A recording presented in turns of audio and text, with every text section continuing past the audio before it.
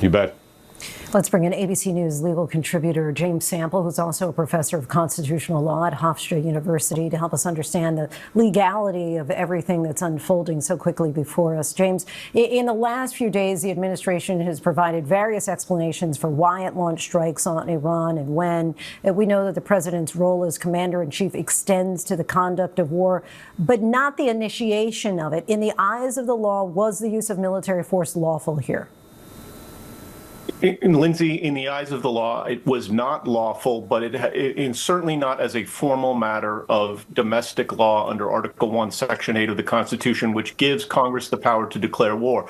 But there is a very important modifier in that answer I just gave, which is formal, which is to say that in the early days of the Republic, founders ranging from George Washington, Alexander Hamilton, and James Madison, who had very different views on a range of issues, all thought that Article 1, Section 8 was a meaningful and genuine broad limit on presidential discretion with respect to military hostilities.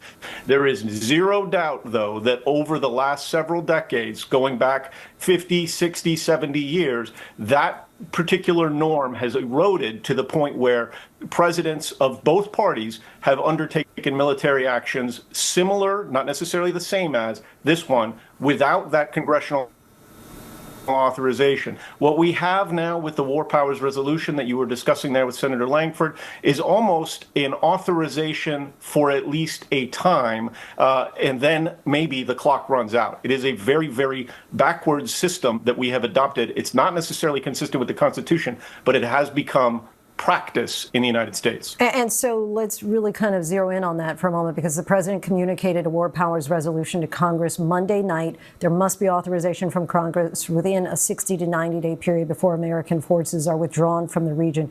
Break down what that means exactly, and what are some ways that the resolution can fail in practice?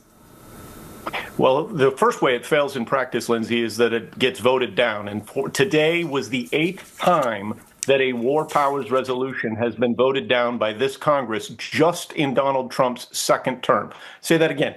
8 particular War Powers Resolutions in Congress have now been voted down in just the first year and change of the second administration. So we're talking about Venezuela. We're talking about the boat strikes in the Caribbean. What the War Powers Act says is that the president needs to consult with Congress within 48 days of initiating hostilities, and then Congress has the opportunity to essentially force a withdrawal, although whether or not they would actually be able to effectuate that withdrawal is another matter, within 60 days by voting against the War Powers Resolution, by passing a War Powers Resolution.